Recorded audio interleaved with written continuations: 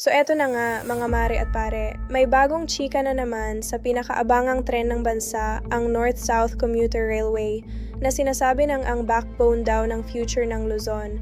Nitong February 2, 2026, may milestone na naman silang ipinagdiwang at literal na mula lupa, umaangat na siya sa ere. Base sa mga lumabas na ulat, sa Clark, Pampanga, na itayo na raw yung pinakaunang main support girder, yung malalaking konkretong beam na magdadala sa rails. Para sa marami, big deal to kasi finally, hindi na lang siya plano sa papel, kundi may nakikita ng structure. Kasabay nito, sa Mabalacat Depot, sinimulan na rin ang tinatawag na long rail welding, yung proseso na ginagawa para mas smooth ang takbo ng tren at wala na yung click-clack na tunog na kinalakihan natin sa lumang tren. Ayon pa sa Department of Transportation, tuloy-tuloy na rin ang paghuhukay papunta sa underground station ng Clark International Airport na siya raw magiging kauna-unahang airport express ng bansa. Dito pa lang, ramdam mo na yung pangakong mas mabilis at mas modernong biyahe. Kung pagbabasehan ng technical details, hindi lang simpleng upgrade ang NSCR.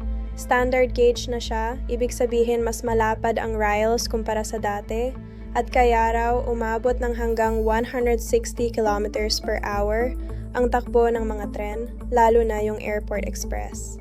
May plano rin na direktang koneksyon ito sa Metro Manila Subway sa ilang istasyon, kaya parang isang tuloy-tuloy na rail network na ang binubuo.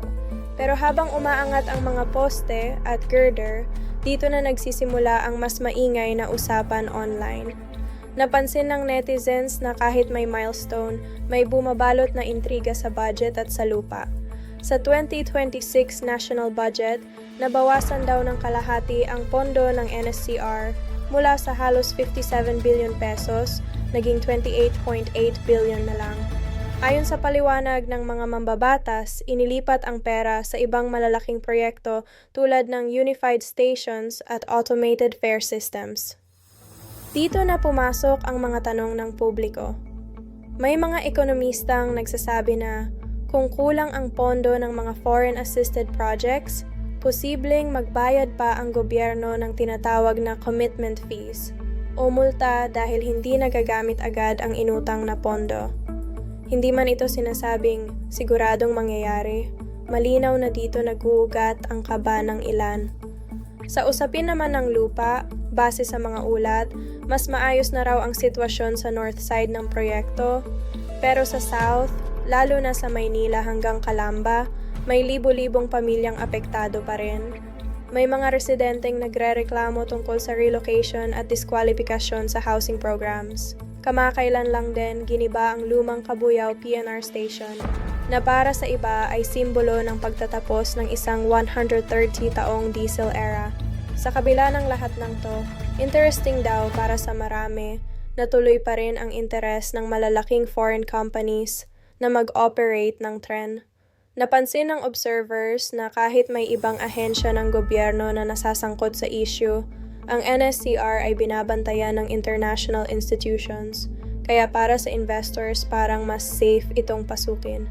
Kung titingnan ang mas malaking picture, sinasabi na kapag fully operational na ito, bandang 2031 o 2032, ang biyahe mula Clark hanggang Calamba ay pwede nang bumaba sa 2 oras. May mga nagsasabi rin na posibleng maging bagong business hotspot ang paligid ng Angeles at Clark stations dahil sa koneksyon ng tren. So, sa dami ng nangyayari, may umaangat na istruktura, may nababawasang budget, may naapektuhang komunidad. Dito nagiging interesting ang tanong ng marami.